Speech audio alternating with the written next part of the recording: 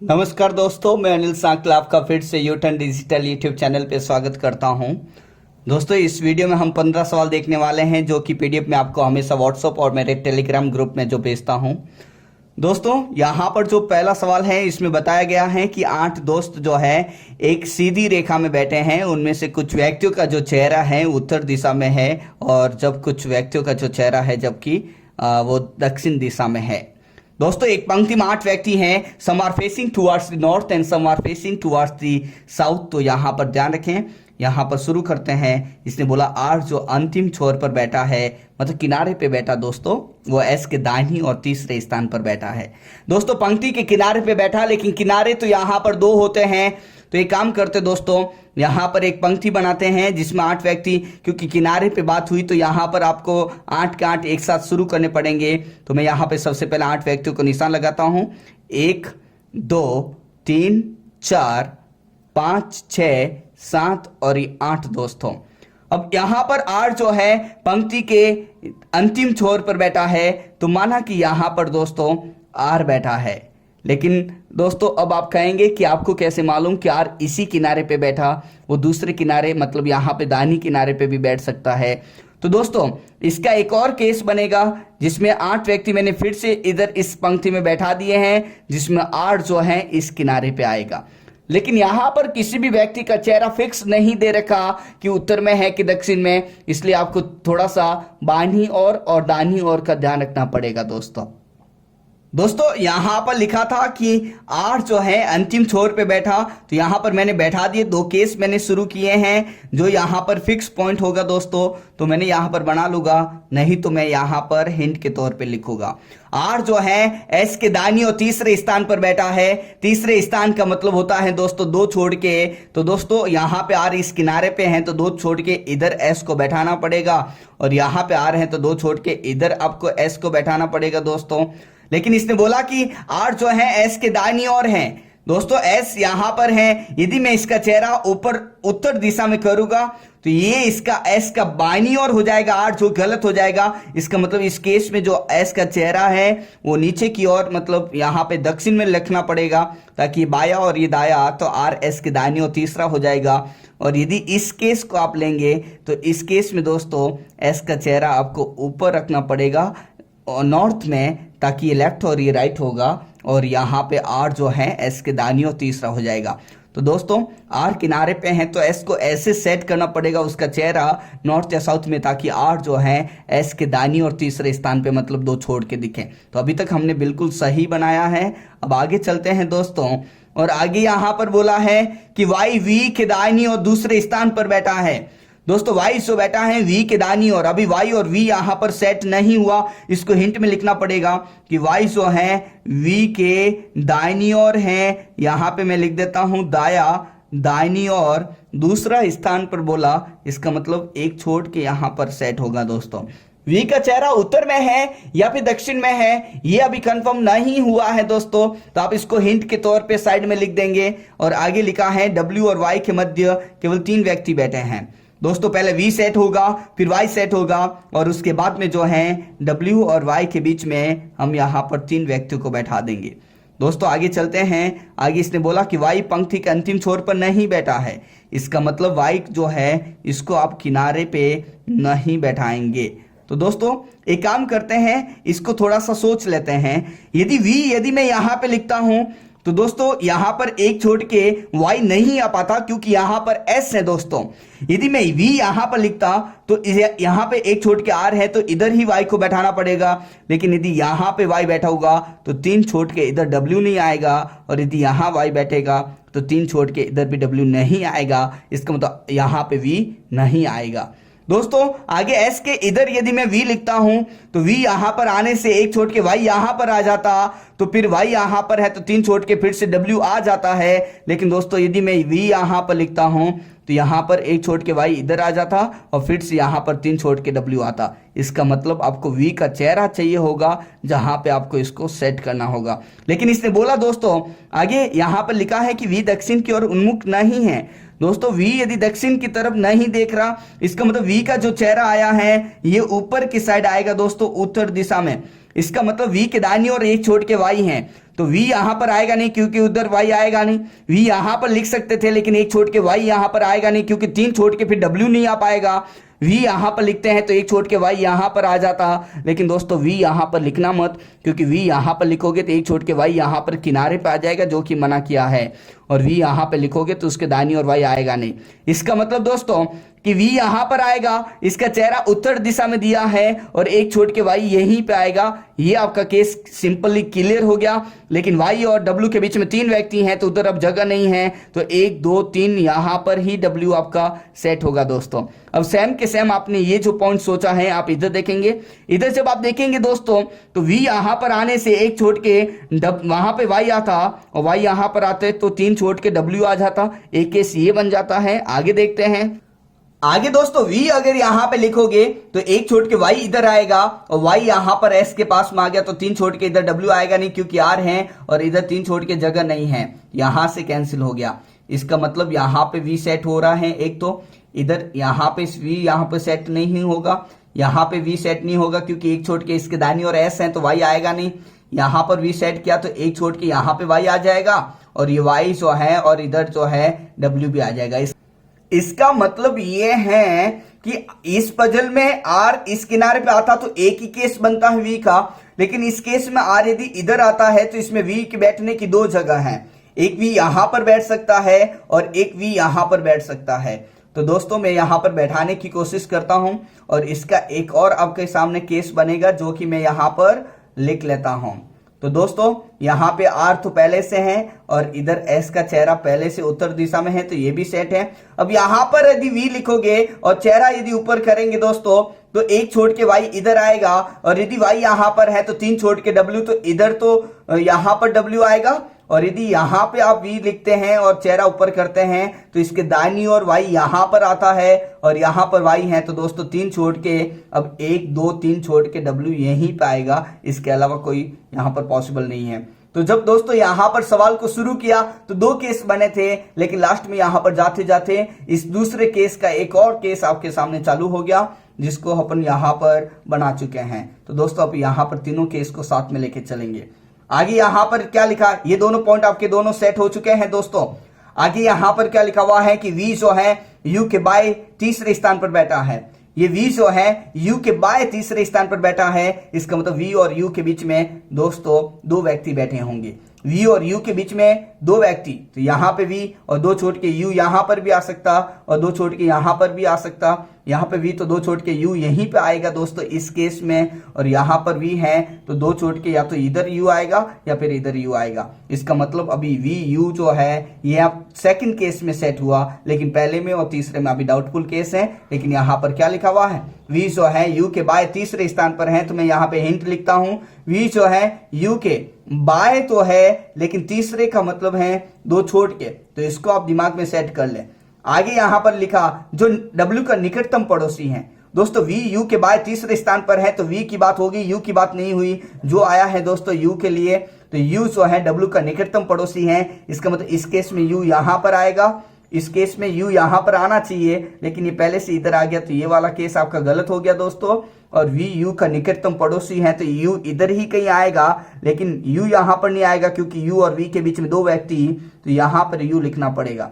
लेकिन इसने बोला कि v जो है u के बाईं ओर है, इसका मतलब इसका चेहरा आपको इस केस में नीचे करना पड़ेगा ताकि v जो है u के बाएं इधर आ जाएगा, और इस केस में जो है इसमें फिर से आपको इसका मुंह नीचे करना पड़ेगा ताकि v जो है u के बाईं ओर 2 छोड़ के तीसरे स्थान पर आ जाएगा। तो दोस्तों 3 केस यहाँ पर बन तो रहे थे, लेकिन अब बीच वाला केस आपका गलत हो गया। अब पहला और ये तीसरा केस यहाँ पर बचा हुआ है, अब इसी को हम आगे लेके जाएंगे। आगे इसने बोला कि t जो है x के बाय दूसरे स्थान पर बैठा। दोस्तों t x के बाय दूसरे स्थान पर बैठा, इसका मतलब t और x के बीच में एक व्यक्ति है, तो tx इधर भी हो सकता है या xt हो सकता, और इधर दोस्तों t और x इधर कहीं आएंगे, लेकिन t और x दूसरे स्थान पर है तो एक छोड़ के इधर, तो दोस्तों बीच में 3 व्यक्ति आ जाएंगे और इसके अलावा कोई केस ही पॉसिबल नहीं। इसका मतलब ये वाला व्यक्ति यहाँ पर केस भी गलत हो गया दोस्तों।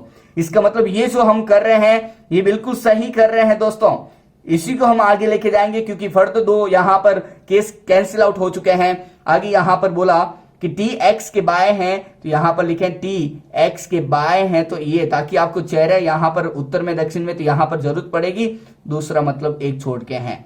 तो दोस्तों ये वाला कैंसिल यहां पर सेट हो गया है, ये बच गया है। आगे इसने बोला कि आर टी के बाएं बैठा है।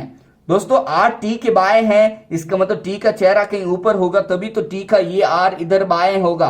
तो यहां पर ये पॉइंट बता रहा है आर अगर टी के बाएं हैं तो टी का चेहरा उत्तर दिशा में होगा और टी के विपरीत दिशा की ओर उन्मुख है। आर टी के बाईं ओर तो है लेकिन टी जो है आर के विपरीत दिशा में, इसका मतलब टी का चेहरा उत्तर में है तो आर का चेहरा दोस्तों दक्षिण में होगा, ये इसने बात बोली। दोस्तों यहां पर जो है आर का चेहरा दक्षिण में, तुम यहां पर लिख लेता हूं। आगे यहां पर टी और एक्स को सेट करना है। टी एक्स के बाएं दूसरे स्थान पर बैठा है जो डब्ल्यू के, जो आया है दोस्तों यहां पर एक्स के लिए, तो एक्स जो है डब्ल्यू के दाएं तीसरे स्थान पर बैठा है। तो दोस्तों W यहां पर है तो इधर तो कहीं x आएगा नहीं तो इधर ही आएगा। पहली बात तो तीसरे का मतलब 2 छोड़ के, तो यहां पर 2 छोड़ के x इधर आएगा। जो W के दाहिनी ओर है इसका मतलब दोस्तों W का चेहरा ऊपर करना पड़ेगा, ये बाया और ये दाया हो जाएगा तो ये x सेट होते ही यहाँ पे t सेट होगा। लेकिन आपने पहले ही लिख दिया है कि t का चेहरा जो है उत्तर दिशा में होगा दोस्तों, तो ये वाला पॉइंट भी आपका सेट हो गया। अब यहां पर इसने x का चेहरा नहीं निकला है तो इसने बोला t जो है x के बाईं दूसरे स्थान पर है, ये टी एक्स के बाईं ओर है तो एक्स का मुंह ऊपर करेंगे तो ये बाया और ये दाया हो जाएगा, जो कि गलत हो जाएगा। इसका मतलब दोस्तों एक्स का चेहरा नीचे होगा, टी एक्स के बाईं ओर दूसरे स्थान पर हो जाएगा। जब आपने इस पजल को सेट किया दोस्तों तो आपने यहां पर 2 केस से शुरुआत की, बीच में आप जब फंस गए तो तीसरा केस यहां पर साथ में हैंडल किया। लेकिन जब सिचुएशन ऐसी आई कि यहां पर दोनों केस पीछे वाले यहां पर कैंसिल आउट हो गए, अब जो हिंट में यहां पर सेट किया उसको मैंने यहां पर लिखता गया। बाईं और दाईं ओर का आप अच्छी तरह से ध्यान रखें ताकि ये पजल में आपको किसी भी तरह का कोई कंफ्यूजन नहीं आए। तो दोस्तों जब इसको मैंने सेट किया तो ये पजल जो है बिल्कुल सही आई है। अब इस पर आधारित 5 सवाल देखते हैं दोस्तों। ये 5 सवाल आपके सामने ये रहे दोस्तों। पहले सवाल में यहां पर लिखा है कि निम्नलिखित में से कौन सा व्यक्ति जो है W और Y के ठीक मध्य में बैठा है। तो दोस्तों W यहां पर है और Y यहां पर है और इसके बीच में S, V और X बैठे हैं और W और Y के बीच में जो एकदम बीचों बीच में है वो V व्यक्ति हैं। तो यहां पर पहले का जो आंसर होगा दोस्तों वो C विकल्प होगा दोस्तों। क्वेश्चन नंबर 2 में इसने बोला कि Y के बाएं से तीसरे स्थान पर कौन बैठा है। तो दोस्तों सबसे पहले Y का चेहरा देखें, Y का चेहरा ऊपर है, इसका मतलब दोस्तों ये इसका बाया है और ये इसका दाया है। Y के बाएं मतलब इधर से देखना है और X की तरफ से, और इसने बोला तीसरा कौन है, तो Y के बाएं से पहला X है, दूसरा V है और तीसरा यहां पर S हुआ है। तो दोस्तों क्वेश्चन नंबर 2 का जो आंसर होगा वो A विकल्प होगा। अब यहां पर तीसरे सवाल में लिखा है कि निम्नलिखित 5 में से 4 निश्चित रूप से एक जैसे हैं जो एक समूह का निर्माण करते हैं और बाकी इसमें से एक उस समूह से संबंधित नहीं है, आपको उसका पता लगाना। तो दोस्तों यहां पर ये 5 व्यक्ति हैं। सबसे पहले R देखते हैं दोस्तों। R जो है इसका चेहरा नीचे है, इसका मतलब R का चेहरा दक्षिण में है। S यहां पर है, इसका चेहरा भी यहां पर दक्षिण में है। X का चेहरा भी दोस्तों दक्षिण में है। यदि मैं Y को देखूं तो Y का चेहरा उत्तर दिशा में है और U का चेहरा दोस्तों दक्षिण दिशा में है। इसका मतलब ये जो 5 है यहां पर व्यक्ति, इन 5 में से 4 व्यक्ति ऐसे हैं जिनका चेहरा दक्षिण में है, तो चारों जो है बाकी सेम हो गए और एक अलग हो गया। यहां पर जो आंसर लगेगा वो तीसरे का D विकल्प आप लगाएंगे दोस्तों। अब देखते हैं क्वेश्चन नंबर 4। दोस्तों क्वेश्चन नंबर 4 में लिखा है कि Y और U के मध्य में कितने व्यक्ति बैठे हैं। तो दोस्तों Y यहां पर है और U यहां पर है, इनके बीच में जो है W, S, V और X 4 व्यक्ति बैठे हैं। इसका मतलब 4 का जो आंसर होगा वो A विकल्प होगा दोस्तों। क्वेश्चन नंबर 5 में यहां पर लिखा है कि निम्नलिखित में से कौन उस व्यक्ति के दाएं से चौथे स्थान पर बैठा है जो V के ठीक दाएं बैठा है। दोस्तों V के ठीक दाईं ओर, इसका मतलब ये बाया और ये दाया तो X हुआ। अब इसने बोला कौन जो है उस व्यक्ति के दाएं चौथे स्थान पर।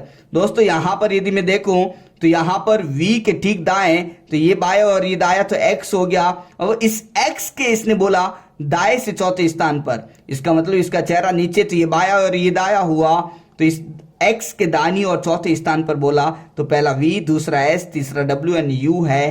तो 5वें का जो आंसर होगा वो बी विकल्प होगा। आप इस सवाल को थोड़ा सा ध्यान से देख लें, आपको ये कंफ्यूजन नहीं हो कि वी के ठीक दाएं तो एक्स है, अब आप बोलेंगे एक्स के दाहिनी ओर कैसे निकालूं जब एक्स का चेहरा, अरे एक्स का चेहरा नीचे है दक्षिण में, तो अब इसका लेफ्ट और ये राइट चेंज हो चुका है, तो अब इसके राइट में चौथे स्थान पर पूछा है, तो चौथे स्थान पे वी नहीं, एस नहीं, डब्ल्यू नहीं, यू है, और पांचवे का जो आंसर आया है वो बी विकल्प आया। तो दोस्तों पजल को अच्छी तरह से पढ़ें, जो हिंट है उसको साइड में लिखें और उसके बाद में उसमें पजल को सेट करते जाएं, हर एक पॉइंट को ध्यान से पढ़ें, किसी भी पॉइंट का आप गलत नहीं पढ़ें तो आपकी पजल आपकी सेट हो जाएगी। दोस्तों अब देखते हैं नेक्स्ट क्वेश्चन नंबर 6। दोस्तों क्वेश्चन नंबर 6 से 10 में आपके सामने 3 अंकों वाली यहाँ पर 5 संख्याएं हैं, इसमें ये जैसा बोलेगा वैसे ऑपरेशन करना है और फिर आपको आंसर लाना है।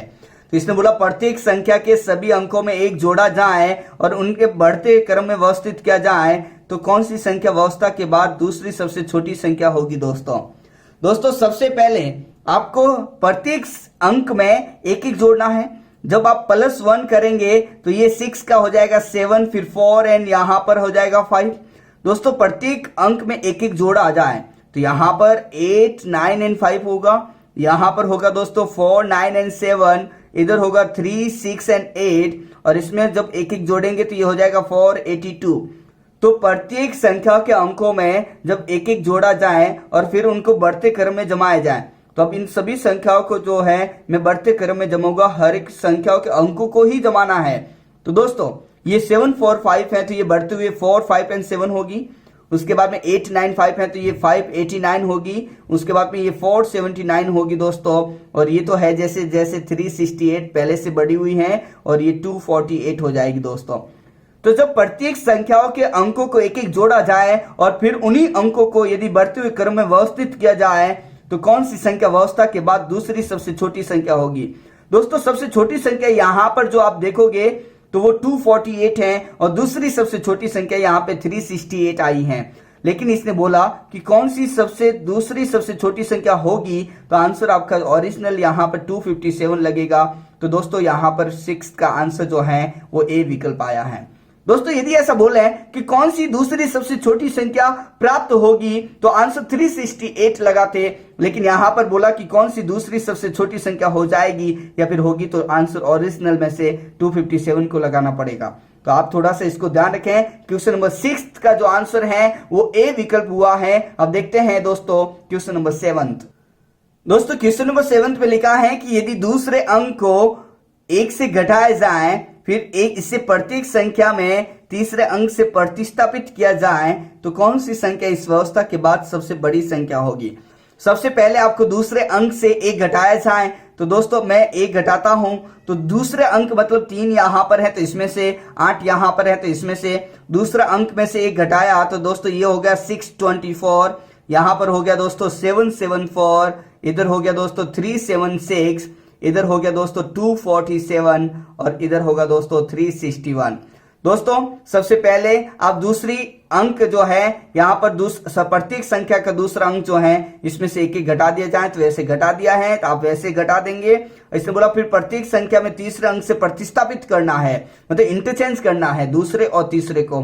तो अब मैं यहां पर इंटरचेंज करने वाला हूं, तो ये 6 to 4 है दोस्तों, तो ये 642 होगा, यहां पर होगा दोस्तों 747 और इधर आप सॉल्व करोगे तो 367 होगा और इधर यहां पर हो जाएगा 274 और लास्ट में 316। तो दोस्तों प्रत्येक सेकंड यहां पर अंक में से डिजिट में से एक घटाने के बाद सेकंड एंड थर्ड को आपस में इंटरचेंज करने के बाद में ये संख्या आपकी प्राप्त हुई है दोस्तों। अब इसने बोला इस व्यवस्था में सबसे बड़ी संख्या कौन सी होगी। दोस्तों इसमें सबसे बड़ी संख्या आपकी 747 है, ओरिजिनल में से आपको आंसर देना है तो 784 जो है ये सबसे बड़ी संख्या होगी और ये बड़ी संख्या होके 747 में कन्वर्ट हो जाएगी। तो यहां पर जो आंसर होगा वो 784 हुआ है। तो दोस्तों क्वेश्चन नंबर 7 में जो आंसर आया वो डी विकल्प बिल्कुल सही होगा। दोस्तों आप थोड़ा सा ध्यान से देखें कब ओरिजिनल में से आंसर देना है, कब यहां पर ऑपरेशन के बाद में जब यहाँ पे बोले प्राप्त होगी या फिर कौन सी आएगी या फिर न्यू या नई संख्या कौन सी होगी, तो आपका आंसर 747 है। यहाँ पर इसने कुछ नहीं बोला इसलिए आंसर आपका 784 को लगाना पड़ेगा। 784 जो है वो 747 में सबसे बड़ी संख्या बन जाएगी दोस्तों। अब देखें क्वेश्चन नंबर 8। दोस्तों क्वेश्चन नंबर 8 में लिखा है कि यदि प्रत्येक संख्या में पहले और तीसरे अंक को जोड़ा जाए और उसके बाद में उसमें से दूसरे अंक को घटा दिया जाए तो प्रक्रिया के बाद में कितनी संख्याएं 5 से बड़ी होगी। दोस्तों पहले और तीसरे अंक को जोड़ना होगा और उसमें से आपको दूसरे अंक को घटाना होगा। दोस्तों 6 और 4 जो होता है वो 10 और 10 में से 3 जाएगा तो यहाँ पे 7 आएगा। दोस्तों 7 और 4 11 होता है और 11 में से 8 जाएगा तो इधर 3 होगा। दोस्तों 3 और 6 जो है 9, 9 में से 8 देन 1 आएगा। दोस्तों 2 और 7 जब जोड़ेंगे तो यहाँ पे 9 आएगा और 9 में से 5 जाएगा तो इधर 4 होगा और 3 और 1 4 है दोस्तों, और 4 में से 7 जाएंगे तो माइनस का 3 आएगा। अब इसने बोला कि जब आप ऐसे करोगे तो इसमें से ऐसी कितनी संख्याएं हैं जो 5 से बड़ी होगी। दोस्तों ये नेगेटिव है तो 5 से बड़ी नहीं है, ये 3, 1 और 4 ये भी कैंसिल हो गया तो आपके पास में है ओनली 1। इसका मतलब आपका जो आंसर आया है वो है 8वें का ए विकल्प। तो दोस्तों आई होप कि ये समझ में आया होगा। अब देखते हैं दोस्तों क्वेश्चन नंबर 9। दोस्तों क्वेश्चन नंबर 9 में लिखा है कि प्रत्येक संख्या में हम सभी विषम अंकों में से एक घटा दिया जाए। इसने बोला कि विषम, इसका मतलब आपको एक घटाना होगा और प्रत्येक सम अंक में सम यहाँ पर जो अंक होगा जिसमें 2 का भाग पूरा जाता उसमें आपको 3 जोड़ना होगा। तो सबसे पहले आपको ये ऑपरेशन करें, उसके बाद में हम आगे का यहाँ पर सवाल पढ़ेंगे। विषम है तो एक कम करें और सम है तो यहाँ पर 3 जोड़ें। तो सबसे पहले मैं विषम संख्याओं में से यहाँ पर एक कम करता हूँ। 634 में से 3 यहाँ पर विषम अंक है तो यहाँ पर 2 होगा दोस्तों, और यहाँ पर 784 में 7 में एक कम होगा तो 6 हो जाएगा। 386 में जो विषम संख्या वो 3 तो यहाँ पर एक कम तो 2 होगी। यहाँ पे 257 में 57 दोनों ही विषम है तो दोस्तों यहाँ पर एक कम करेंगे तो 46 होगा। यहाँ पर 371 ये तीनों ही विषम है तो ये 2, 6 एंड 0 हो जाएगा। अब जो भी सम है सब में +3 करेंगे। 6 और 3 दोस्तों 9 होगा और 4 और 3 यहाँ पे 7 लिख दिया। 8 में 3 जोड़ेंगे दोस्तों तो इधर अपन लिखेंगे 11, तो बीच में 11 यहाँ पर लिखना पड़ेगा और 4 और 3 यहाँ पर दोस्तों 7। दोस्तों फिर से 8 और 3 यहाँ पर 11 करना पड़ेगा और 6 और 3 यहाँ पर दोस्तों 9 लिखना पड़ेगा। तो यहाँ पर ये संख्या आई है दोस्तों, ये तो हो गया 927, ये 6117, ये हो गया दोस्तों 2119 और आगे जब अपन 2 में यहाँ पर 3 तो 547 यहाँ पर संख्या आई और ये तो 260 है ही है। अब इसने बोला कि यदि आप ऐसे करोगे तो इसमें प्रक्रिया के बाद कौन सी सबसे छोटी संख्या होगी। दोस्तों सबसे छोटी संख्या इसमें जो है वो है 260। इसका मतलब आपको ओरिजिनल में से आंसर देना है और वो 371 है। दोस्तों आप ध्यान रखें, यहाँ पर एक डाउट ये आया कि दोस्तों जब आप 8 में 3 जोड़ोगे तो 11 का 1 लिख के 1 हासिल दे दूं क्या। तो आपको ऐसा काम नहीं करना है, आपको जो आए उसको उसके नीचे ही लिखना है। सबसे बड़ी संख्या यहाँ पे 6117 है तो आपका आंसर सबसे बड़ी संख्या पूछता तो आंसर 784 हो जाता। लेकिन आप थोड़ा सा इसमें कंफ्यूज नहीं हो, जैसा आपको जो संख्या में अंकों में जो बोला जाए उसी में उसको आपको कैरी ऑन नहीं करना है। तो इसमें जो आंसर आया वो 371 जो है सबसे छोटी संख्या हो जाएगी और ये होके 260 में बदल जाएगी।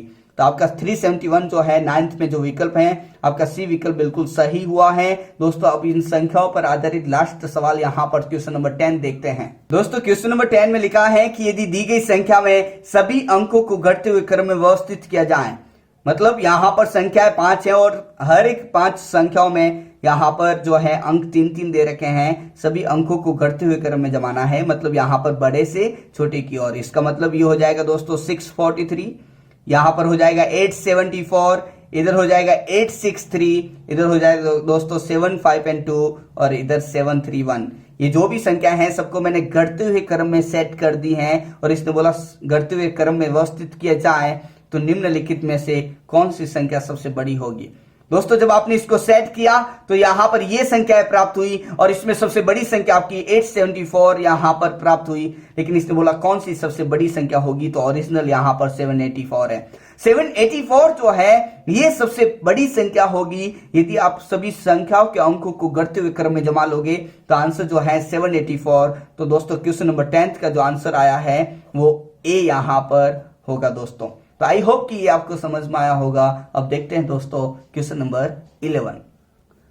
दोस्तों क्वेश्चन नंबर 11 में फिर से एक पजल आपके सामने है और इस पजल को आप ध्यान से देखें। इसने बोला कि 8 व्यक्ति जो हैं एक वर्गाकार मेज के चारों ओर बैठे हैं और ये ऐसे बैठे हैं कि उनमें से 4 जो है चारों कोनों पर बैठे हैं और अन्य 4 जो हैं भुजाओं के मध्य बैठे हैं। इसका मतलब दोस्तों मैं यहाँ पर एक टेबल बनाऊंगा और इस टेबल में जैसा इसने बोला वैसे ही मैं इसको एक वर्गाकार टेबल को यहाँ पर सेट करूंगा। इसने बोला कि 4 जो हैं इधर कॉर्नर पे बैठे हैं और 4 जो हैं इन भुजाओं के बीच में बैठे हैं। आगे इसने बोला दोस्तों वो व्यक्ति जो कॉर्नर पर बैठे हैं वो केंद्र की ओर उन्मुख हैं। कॉर्नर से यहाँ पर 4 तो इनका चेहरा जो है इधर केंद्र की तरफ इस पॉइंट की तरफ है, तो इधर यहाँ पर सेट किया। और जो भुजाओं के मध्य बैठे हैं उनका चेहरा जो है बाहर है, तो दोस्तों मैंने इसको ऐसे बना दिया है। तो दोस्तों अब मैं पजल को यहाँ पर सेट करूंगा, जो पॉइंट फिक्स होगा मैं यहाँ पे सेट कर दूंगा, नहीं तो हिंट के हिसाब से साइड में लिख दूंगा और यदि कोई एक और पॉसिबिलिटी होगी तो साथ में लेके चलूंगा। तो शुरू करते हैं दोस्तों यहाँ से।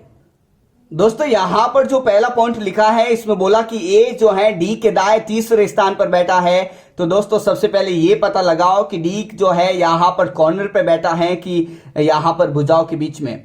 अब यहाँ पर डी के बारे में कुछ बताया नहीं है, तो एक काम करते हैं, सबसे पहले डी की 2 पॉसिबिलिटी यहाँ पर शुरू करते हैं। जब आप यहाँ पर ए डी के दाएं तीसरे स्थान पर बैठाओगे तो सबसे पहले डी को बैठाना पड़ेगा। तो दोस्तों डी जो है यहाँ पर बीच में या फिर कॉर्नर पे, तो एक और यहाँ पर केस साथ में आपको लेना पड़ेगा, ताकि यदि कोई एक सही होगा तो वो यहाँ पर बन जाएगा, यदि गलत होगा दोस्तों तो फिर आपको वहां पर आपका दूसरा आंसर सेट हो जाएगा। तो दोस्तों यहां पर एक और मैंने टेबल बनाई है और यहां पर ध्यान रखें, पहला पॉइंट इसने बोला डी के दाएं तीसरे स्थान पर। तो ये काम करता हूं, डी एक बार मैं बीच में बैठा देता हूं और डी जो है एक बार मैं इस किनारे पे बैठा देता हूं।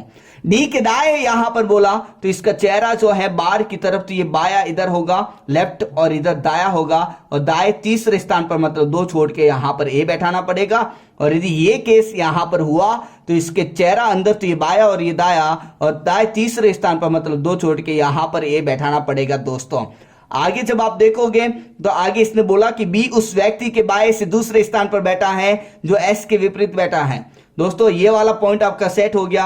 अभी ये वाला पॉइंट नहीं सेट हुआ तो इसको रहने दें। आगे इसने क्या बोला उसको ध्यान से देखते हैं। क्यू उस व्यक्ति के ठीक बाएं बैठा जो आर के ठीक दाएं। अब क्यू और आर भी सेट नहीं होगा तो इसको भी रहने देते हैं, लेकिन ये वाला पॉइंट आपका सेट हो जाएगा। ए आर के ठीक विपरीत बैठा है। दोस्तों ए यहां पर है तो इस केस में आर इधर होगा, और ए यहां पर है तो इस केस में आर इधर होगा। तो ये वाला पॉइंट भी आपका सेट हो गया दोस्तों। अब यहां पर आपका यहां पर ए भी है, डी भी है, आर भी है। तो दोस्तों जो ए डी और आर क्या रिलेटेड पॉइंट होगा वही आपका सेट होगा। तो सबसे पहले इसको देखते हैं, क्योंकि ये आर से संबंधित है और यहां पर आर बैठ भी चुका है। क्यों उस व्यक्ति के ठीक बाएं बैठा है जो आर के ठीक दाएं हैं। दोस्तों आर यहां है और यहां पे आर है, तो इसका मुंह इधर, तो ये बाया और ये दाया, तो आर के ठीक दाएं जो है ये व्यक्ति बैठा, और इस व्यक्ति के जो है ठीक बाईं और, इसका मतलब मुंह इधर बाहर, तो ये बाया, तो क्यों यहां पर बैठा है। दोस्तों यहां पर जो बोला उसको ध्यान से पढ़ें। क्यों उस व्यक्ति के ठीक बाएं जो आर के ठीक दाएं। आर यहां पर तो मुंह यहां पे बाहर, तो ये बाया और ये दाया, तो आर के दाएं ये व्यक्ति और इस व्यक्ति के ठीक बाएं, इसका मतलब इसका मुंह अंदर, तो ये बाएं, तो यहां पर क्यों बैठा है। दोस्तों यदि ऐसा केस है तो ऐसे बनेगा, और यदि ऐसा केस यदि आप लेते हैं तो ये वाला केस यहां पर सिचुएशन ऐसी बनेगी। दोस्तों यहां पर आगे बढ़ते हैं और ये वाला पॉइंट आपका खत्म हो गया। आगे यहां पर लिखा है कि जो बी उस व्यक्ति के बाएं दूसरे स्थान पर बैठा जो एस के विपरीत बैठा है। इसका मतलब यहां पर अभी एस बैठा नहीं, तो पहले दोस्तों आपको एस को बैठाना पड़ेगा। अब यहां पर ये वाली लाइन जो है पीछे रह गई, यहां पर ये वाली सेट हुई नहीं है, तो इसको अभी रोक देंगे दोस्तों। लेकिन लास्ट में यहां पर बोला पी बी के विपरीत बैठा है, इसका मतलब पी यहां पर नहीं, क्योंकि उसके विपरीत में बी नहीं बैठ पाएगा, इधर नहीं बैठ पाएगा क्योंकि डी है। तो यहां पर ही कहीं दोस्तों पी और बी आएंगे। पी और बी जो है ये एक दूसरे के विपरीत है, आमने सामने होने चाहिए। इस केस में इधर नहीं आएगा क्योंकि डी है सामने, इधर नहीं आएगा क्योंकि की, तो इसका मतलब इस केस में पी और बी इधर ही आएगा। लेकिन इसने बोला सी भुजाओं के मध्य नहीं बैठा। दोस्तों अगर यहां पर पी और बी सेट करता हूं तो सी को इधर ही सेट होना पड़ेगा, और पी और बी के चक्कर में सी इधर तो एस इधर सेट होगा। और इस केस में दोस्तों पी और बी इधर सेट करता हूं तो इधर ही कहीं सी और एस सेट होगा। सी भुजाओं के मध्य में नहीं बैठा, तो दोस्तों इस केस में सी को यहां पर सेट करना पड़ेगा और एस इधर सेट करना पड़ेगा। लेकिन इसने बोला, ध्यान से देखेंगे तो यहां पर बोला कि बी उस व्यक्ति के बाएं से दूसरे स्थान पर, दूसरा मतलब एक छोड़ के, बी उस व्यक्ति के बाएं दूसरे स्थान पर बैठा है जो एस के विपरीत बैठा है। दोस्तों एस यहां पर है और एस के विपरीत में तो डी है। दोस्तों यहां पर एस है और एस के विपरीत में डी है। दोस्तों इस डी के बाईं और दूसरे स्थान पर तो यहां पर बी होगा, तो यहां पर पी होगा। पहली बात तो ये। अब यदि एस यहां पर लेते हैं तो एस के विपरीत में जो है वो क्यू है दोस्तों, और इस क्यू के इसने बोला बाएं से दूसरे, तो बाएं से दूसरे स्थान पर तो आर आ गया। इसका मतलब यहां पे तो बी सेट नहीं होगा, तो ये गलत हो जाएगी दोस्तों। तो जब आपने इस पजल को शुरुआत किया तो यहां पर एक केस बनाया, लेकिन पहले में इसने बोला डी के दाएं तीसरे, तो आपने दो केस को शुरुआत की, लेकिन लास्ट में जाते जाते ये पजल यहां पे गलत हो गई और ये पजल आपकी बिल्कुल सही हो गई। दोस्तों ये पजल भी आपकी सेट हो गई। अब इस पे आधारित जो है 5 सवालों को हम आंसर दे देंगे और हमारा ये काम खत्म हो जाएगा। तो दोस्तों देखते हैं क्वेश्चन नंबर 11 जिसका आंसर क्या होगा। दोस्तों क्वेश्चन नंबर 11 में लिखा है कि P के दाएं से गिनने पर P और B के ठीक मध्य में कौन बैठा है। दोस्तों P यहां पर है और इसका मुंह बाहर है, तो ये इसका लेफ्ट हुआ बाया और ये इसका राइट हुआ दोस्तों। और P के राइट से दाहिनी ओर से गिनेंगे तो P और B के बीच में, तो दोस्तों P यहां पर है, B यहां पर है और इसके राइट में गिनोगे तो P और B के बीच में S एंड Q तीन व्यक्ति बैठे हैं। तो इसने बोला ठीक बीच में कौन बैठा है, तो दोस्तों यहां पर S बैठा है। तो 11th का जो आंसर हुआ है वो ए विकल्प होगा दोस्तों। क्वेश्चन नंबर 12 में यहां पर लिखा है क्यू के बाएं से गिनने पर, तो दोस्तों क्यू यहां पर है, इसका चेहरा अंदर, तो ये इसका बाया होगा और ये इसका राइट दाया होगा। अब इसने बोला बाईं ओर मतलब लेफ्ट से गिनने पर डी और क्यू के मध्य कितने व्यक्ति बैठे हैं, तो क्यू के लेफ्ट में इधर देखेंगे और डी यहां पर, क्यू यहां पर, तो इसके बीच में बी और आर दो व्यक्ति बैठे हैं। तो यहां पे 12th का जो आंसर होगा दोस्तों वो सी विकल्प आपका होगा दोस्तों। आगे यहां पे 13वें सवाल में लिखा है कि निम्नलिखित में से कौन पी के ठीक दाएं बैठा है।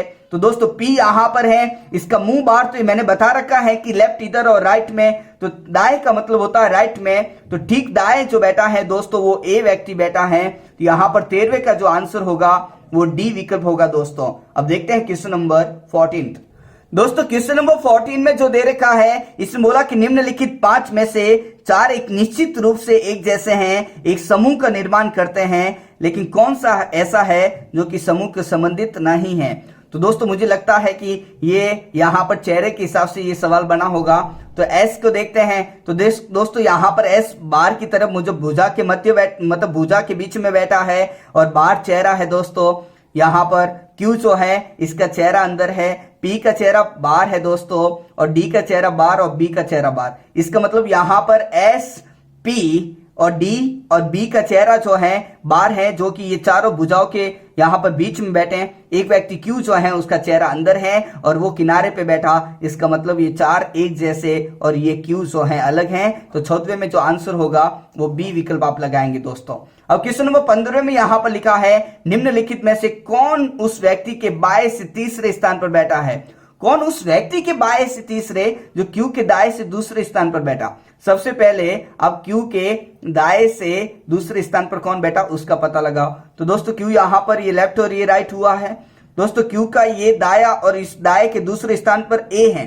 तो ए से इसने बोला उस व्यक्ति के बाएं तीसरा जो क्यू के दाएं दूसरा, क्यू के दाएं दूसरा तो ए है दोस्तों। तो ए के बाएं और तीसरा पूछा, तो ए का मुंह अंदर, तो ये लेफ्ट और ये राइट हुआ। और इस बाएं मतलब इधर देखेंगे और तीसरा मतलब दो छोड़ के, तो यहां पर आंसर जो बी होगा। इसका मतलब 15वें का जो डी है जिसमें बी लिखा हुआ है, तो आपका डी विकल्प बिल्कुल सही होगा। तो यहां पर आप सवाल को ध्यान से पढ़ें, थोड़ा सा कंफ्यूजन होगा लेकिन आप ध्यान से पढ़ोगे तो आपको समझ में आ जाएगा। तो दोस्तों ये 15 सवाल आपके लिए बहुत ही बेनिफिशियल हैं। आप अच्छी तरह से सॉल्व करें, आप अपने सभी दोस्तों को बताएं। दोस्तों चैनल को सब्सक्राइब जरूर करवाएं और नोटिफिकेशन प्राप्त करने के लिए आपको बेल आइकन को क्लिक करना होगा। थैंक यू सो मच दोस्तों। लेकिन एक काम और जरूर कर लें, वीडियो को लाइक करना नहीं भूलें दोस्तों।